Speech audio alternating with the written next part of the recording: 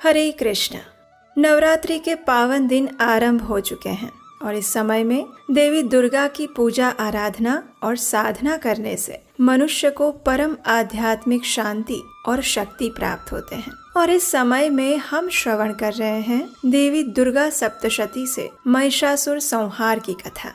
हम देखेंगे कि किस प्रकार ब्रह्मा जी, विष्णु भगवान और शिव जी से आदि शक्ति देवी जगदम्बा का प्राकट्य हुआ और किस प्रकार सभी देवताओं ने मिलकर माँ शक्ति को अपने अपने अस्त्र शस्त्र प्रदान किए। तो आइए आज की कथा का आरंभ करते हैं। इस कथा की पिछली कड़ी में हमने देखा कि महिषासुर ने अपनी मायावी शक्ति के बल से स्वर्ग पर अपना आधिपत्य स्थापित कर दिया था और देवताओं से उनका सब कुछ छीन लिया। उस समय सभी ने मिलकर भगवान श्री हरि से प्रार्थना की और भगवान श्री हरि ने कहा कि हम सब अपने अपने तेज पुंजों को इकट्ठा करके एक महाशक्ति का निर्माण करेंगे। इस प्रकार भगवान विष्णु की अचल वाणी सुनकर ब्रह्मा जी के शरीर से एक तेज पुंज बाहर आया। यह तेज दिव्य और लालिमा युक्त था। उसी प्रकार महादेव के शरीर से भी अनन्य प्रतिभा संपन्न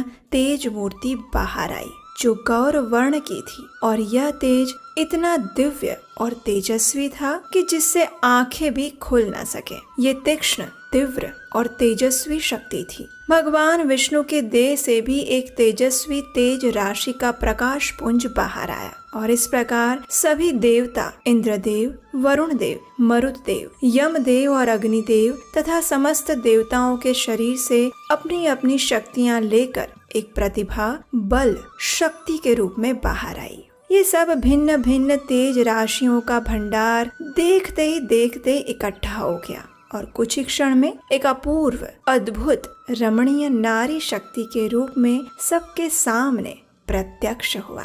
भगवान विष्णु सर्जित यह समस्त दैवी शक्ति का सर्व संपन्न रूप राशि यानी माँ भगवती, जिनमें सत्व, रज और तम तीनों गुण स्थित हुए थे। ये देवी के 18 हाथ थे। उनकी आंखें अत्यंत विशाल थी और सुंदर मोहक देह रचना थी। दोनों होठों के बीच अद्भुत हास्य दिखाई दे रहा था और 18 हाथों में स्थित शक्ति माया की प्रत्येक स्थिति के कारण हजारों गुना अधिक लग रही थी। महामाया महाशक्ति के इस श्री विग्रह का वर्णन करने का सामर्थ्य इस सृष्टि में किसी के लिए भी संभव नहीं है। इसलिए श्रीमद् देवी भागवत में व्यास देव जी जन्मेजय को जो माँ भगवती की कथा सुना रहे थे, उस समय व्यास देव ने देवी के स्वरूप का वर्णन किया था और वो वर्णन इस प्रकार था। व्यास देव जी कहते हैं, देवी तो नित्य स्वरूपा है, सदा सर्वदा सभी के हृदय में विराजमान रहती हैं। देवी ने अनेक रूप लेकर इस सृष्टि पर कार्य किए हैं, कभी सूक्ष्म बनकर तो कभी विराट स्वरूप लेकर। देवी भगवती के अनेक नाम हैं, जिनमें से कुछ नाम गौण है और उनमें धातु के अर्थ का संबंध है। ब्रह्मा जी, महादेव और भगवान श्री हरि विष्णु के शरीर से तेज पुंज एकत्रित रूप से प्रकट हुआ और वो सूर्य के प्रकाश की भांति अत्यंत तेजस्वी था। ब्रह्मा जी के तेज का रंग लाल था, साथ ही अत्यंत तेजस्वी तेज पुंज था। यह तेज ग्रीष्म यानी गर्म और साथ ही शीतल भी था। भगवान विष्णु के शरीर से जो तेज बाहर आया वो अत्यंत तेजोमय था और महादेव के शरीर से जो तेज पुंज बाहर आया वो स्वाभाविक रूप से तेजस्वी, उग्रता पूर्वक और रौद्र था। ये तेज में इतनी प्रबल शक्ति थी कि वो किसी को भी जलाकर भस्मीभूत कर सकता था और इस प्रकार सभी से एकत्रित हुए तेज पुंज से एक नारी का स्वरूप प्रकट हुआ और ये नारी महामाया थी। उनकी आंखें विशाल और कुछ हद तक श्याम और कमल के समान दिख रही थी। उनकी यौवन प्रतिभा ऋतुराज वसंत के समान सुंदर और मोहक थी। उनके बंधे हुए केश दूर से ही मानो सर्प जैसे लग रहे थे। उनका मुख गौर वर्ण का था। उनका हास्य अनुपम था और उनके दैहिक स्वरूप अवर्णीय था। अब ये देवी का अद्भुत रूप देखकर सभी ने उनको प्रणाम किया और अपने अपने अस्त्र शस्त्र देवी के चरणों में समर्पित करने लगे। क्षीर सागर से निकले हुए हर प्रकार के अद्भुत अस्त्र और शस्त्र देवी के चरण कमलों में रख दिए गए। समुद्र देव ने महामाया को दिव्य वस्त्र आभूषण अर्पित किए। विश्वकर्मा ने देवी के हाथों के कनक और कमरबंद दिए, तो त्वष्टा ने देवी के चरणों की पायल और गले का हार अर्पित किया। वरुण देव ने कमल दल की माला देवी के चरणों में भी रख दी, और ये वही कमल दल की माया है जिसे वैजयंती माला भी कहते हैं। अब भगवान विष्णु ने अपने चक्र से एक दूसरा चक्र अलग करके देवी को भेंट किया। महादेव ने अपने त्रिशूल में से अन्य त्रिशूल उत्पन्न कर देवी के चरणों में रखा। वरुण ने शंख, अग्निदेव ने अपनी शक्ति और शतग्नि, वायुदेव ने अपना दिव्य धनुष और साथ ही अनगिनत बाण महादेवी को अर्पित किए। इंद्रदेव ने अपना वज्र और एक दिव्य घंट देवी महामाया के चरणों में रख दिए। कुबेर ने मधु से भरा हुआ सोने का एक पात्र और सूर्य ने अपनी अनगिनत किरणें देवी के चरणों में अर्पित की। सभी ने अपने अपने अस्त्र शस्त्र प्रदान करने के बाद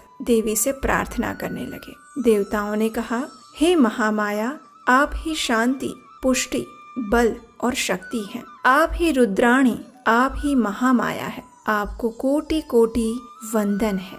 हे जगदम्बा, हमें शक्ति, शांति और बल प्रदान कीजिए। हमारा कार्य पूर्ण कीजिए।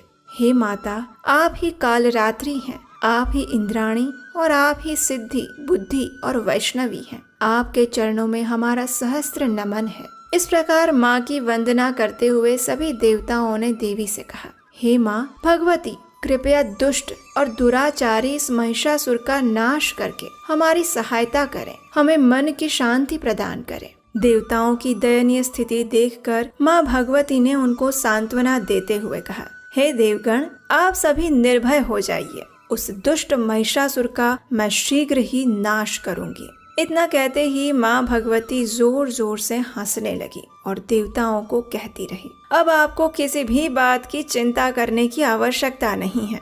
और इतना बोलते ही माँ भगवती पुनः अट्टहास्य करने लगी। माँ भगवती की हंसी से सारी सृष्टि कांपने लगी, पर्वत डोलने लगे, दिशाएं भीषण बनी, चारों ओर एक अद्भुत ध्वनि गूंजने लगी, समुद्र की लहरें उछलने लगी। माँ भगवती महामाया के इस अट्टहास्य की गूंज से हवा भी कांपने लगी। सभी दानव भयभीत होने लगे और वो समस्त दिशाओं में गूंजने लगी। ये गूंज दूर बैठे महिषासुर के कानों में भी पड़ी और जिसके कारण वो क्रोधित होने लगा। उसने अपने एक दूत से कहा, ये कौन मूर्ख है जो इतना जोर जोर से हंस रहा है? जाओ पता लगाओ, ऐसी भयंकर हंसी किसकी है और कौन इतना जोर से हास्य प्रदर्शित कर रहा है। महिषासुर का दूत हंसी की गूंज की दिशा में आगे बढ़ते हुए माँ भगवती के पास जा पहुंचा। देवी का ऐसा स्वरूप और आकृति देखकर वो स्तब्ध रह गया। अवाचक होकर वो कुछ भी नहीं बोल पाया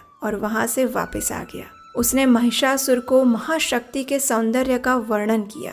उसने कहा, हे दैत्यराज, कोई अद्भुत मनमोहक सुंदर नारी है जो जोर जोर से हंस रही है, गर्जना कर रही है।